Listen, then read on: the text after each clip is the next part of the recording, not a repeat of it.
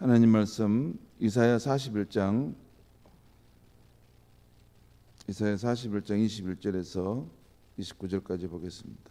우리 한 절씩 교독하겠습니다.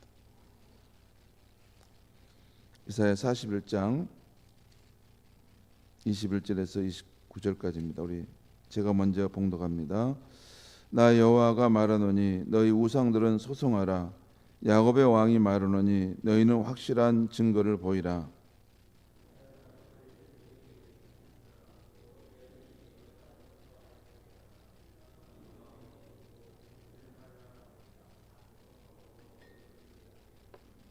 뒤에 올 일을 알게 하라. 그리하면 너희가 신들인 줄 우리가 알리라. 또 복을 내리든지 재난을 내리든지 하라.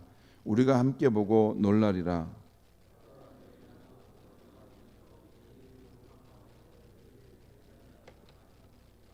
내가 한 사람을 일으켜 북방에서 오게 하며 내 이름을 부르는 자를 해 돋는 곳에서 오게 하였나니 그가 이르러 고관들을 석회같이 토기장이가 진흙을 밟음같이 하리니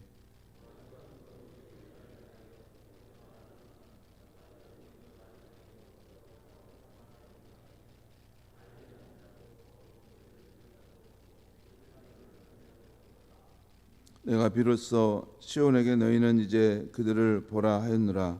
내가 기쁜 소식을 전할 자를 예루살렘에 주리라.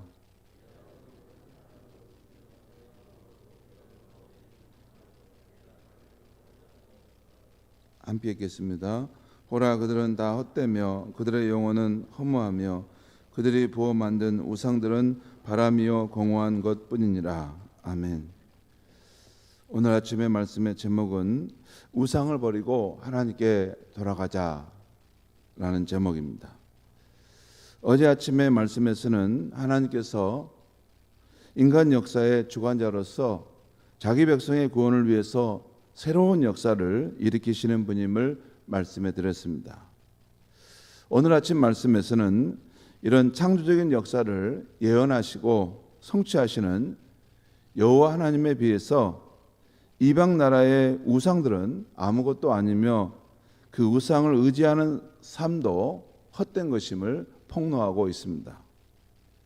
먼저 여호와 하나님은 이방 나라의 우상들을 향해서 너희가 살아있는 존재라면 내게 소송을 걸어보라 라고 제안하고 있습니다. 너희가 참 신이라면 확실한 증거를 보여보라 라고 말씀하고 있어요. 21절 말씀 보겠습니다. 나 여호와가 말하노니 너희 우상들은 소송하라. 야곱의 왕이 말하노니 너희는 확실한 증거를 보이라. 야곱의 왕은 여호와 하나님을 말하는 거죠. 그 하나님께서 우상을 향해서 너희는 확실한 증거를 보여봐라 하는 것입니다. 그러면서 여호와께서 우상에게 어떤 증거를 보이라 하시는지 그것이 그 다음 절에 나와 있습니다. 22절, 23절 말씀을 제가 읽겠습니다. 장차 당할 일을 우리에게 진술하라. 또 이전 일이 어떠한 것도 알게 하라. 우리가 마음에 두고 그 결말을 알아보리라.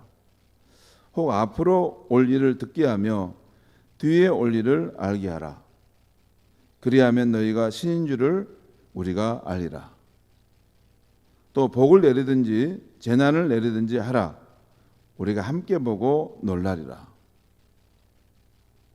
너희 우상들아, 너에게 살아있는 생명이 있다면, 너희들에게 어떤 실체가 있다면 한번 그렇게 해보라는 것입니다. 그렇게 너희가 이 역사를 창조하는 예언도 해보고 그 일도 한번 성취해 보라는 것입니다. 또 복이든지 재난이든지 이 세상에 대해서 정의를 실현하기 위해서 내려보라는 것입니다. 그러면 우리가 너희에 대해서 참신인 줄 알 것이다 라는 말씀이에요. 당당하신 하나님의 외침이죠. 여기에 대해서 다시 24절 말씀 보겠습니다. 보라, 너희는 아무것도 아니며 너희 일은 허망하며 너희를 택한 자는 가증하니라. 하나님께서 이 우상들을 향해 이런 소송을 걸어봤지만 아마 우상들은 이방 나라의 우상들은 그 울림 앞에서도 아무 인기척도 없이 아마 침묵했을 것입니다.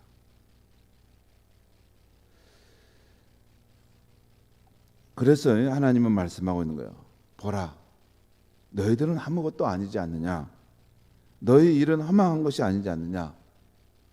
너희 우상들을 선택하고 그를 의지하는 자들은 참으로 보기도 싫고 역겨운 자들이 아니냐라고 말씀하신 것입니다. 그 무당에게 가서 점을 치는 거라든가 또 이게 불상이나 우상 앞에 가서 이렇게 비는 행동들은 아무 헛된 것이라는 것이죠.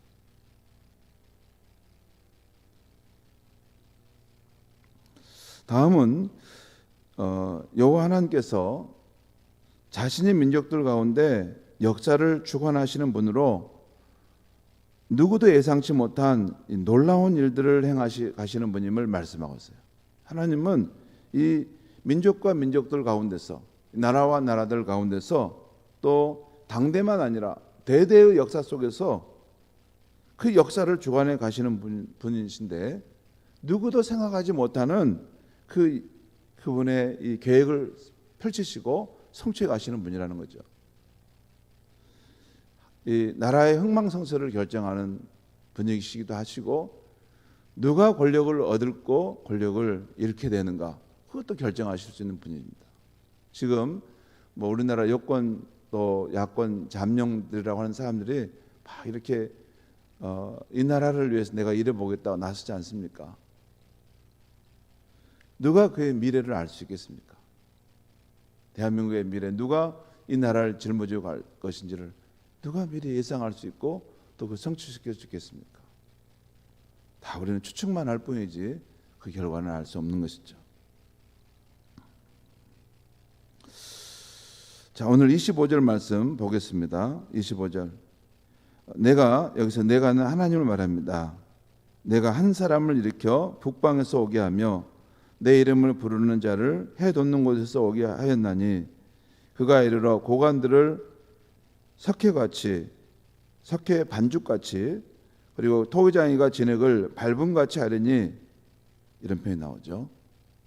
이것은 그 당시 하나님께서 페르시아의 고레스 왕을 일으켜서 주전 550년에 메대 나라를, 주전 547년에 느디아 나라를, 그리고 그 후에 바벨론 나라를 정복하게 된 것을 이야기하고 있는 것입니다. 이 하나님이 세우신 그 페르시아의 고레스 왕, 이 하나님의 백성 편에서 보면 그 백성을 구원하시기 위해서 하나님이 그 일을 이제 펼치시는데, 이 페르시아의 고레스 왕이 일어나면서 이렇게 그 지역을 점령하기 시작하는데 파죽지세와 같이 그 지역을 이게 확 점령해 들어가는 것입니다. 그 당시에 대제국이라 하는 바벨론 제국도 뭐 이렇게 칼싸움으로 해서 진 게 아니고 그냥 자중질환이 일어나서 이 페르시아의 고레스 왕의 이 자기 나라의 빗장문을 엽니다. 그리고 항복하고 살려달라고 하는 상황이 돼버리죠. 하나님 말씀은 누가 그 사람을 일으켜 세웠느냐, 누가 그 사람이 가는 정복의 길을 파죽지세와 같이 그것을 길을 열어갔느냐, 바로 내가 그렇게 했다라는 것입니다. 자, 26절 27절 말씀 보겠습니다. 누가 처음부터 이 일을 알게 하여 우리가 알았느냐? 누가 이전부터 알게 하여 우리가 옳다고 말하게 하였느냐? 알게 하는 자도 없고 들려주는 자도 없고 너희 말을 듣는 자도 없도다. 27절 말씀입니다. 내가 할 때 여호와 하나님입니다. 내가 비로소 내 백성 그 시온에게, 여기 시온은 하나님의 백성을 말합니다. 내 백성 시온에게 너희는 이제 그들을 보라 하였느라 내가 기쁜 소식을 전할 자를 예루살렘에 주리라. 우리 이사야 40장에서 이 시온을 향하여 산을 넘어 아름다운 소식을 전하는 발길이 그 발이 복을 받을지어다라는 말 나오죠.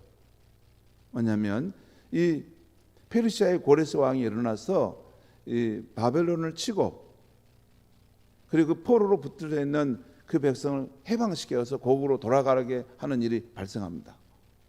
그러니까 이 좋은 소식, 이 기쁜 소식을 막 이게 고국에 있는 예루살렘에 있는 백성들에게 알려주려고 막 달려가 가지고 이게 산을 넘고 강을 넘고 막 가서 먼저 가서 하나님께서 우리를 위해서 큰 일을 행하셨습니다. 하나님께서 포로된 그 백성을 해방시키시고 자유케 하셨습니다. 이제 그들이 고국으로 돌아가고 있습니다. 제가 먼저 와서 여러분에게 이 기쁜 소식을 전합니다. 하나님은 위대하십니다. 그것이 이사야 40장의 이야기 아닙니까? 내 백성을 위로하라. 그 복역의 때가 끝나고 그 마음을 하나님께서 위로하라 말씀하셨다. 이런 이 이스라엘 주변에 그 어마어마한 그 역사 변동을 일으키시는데 그 모든 일의 중심에 하나님 자기 백성을 향한 그 뜻을 이루어가는 그것으로 그 역사를 재편해가고 계시다는 것입니다.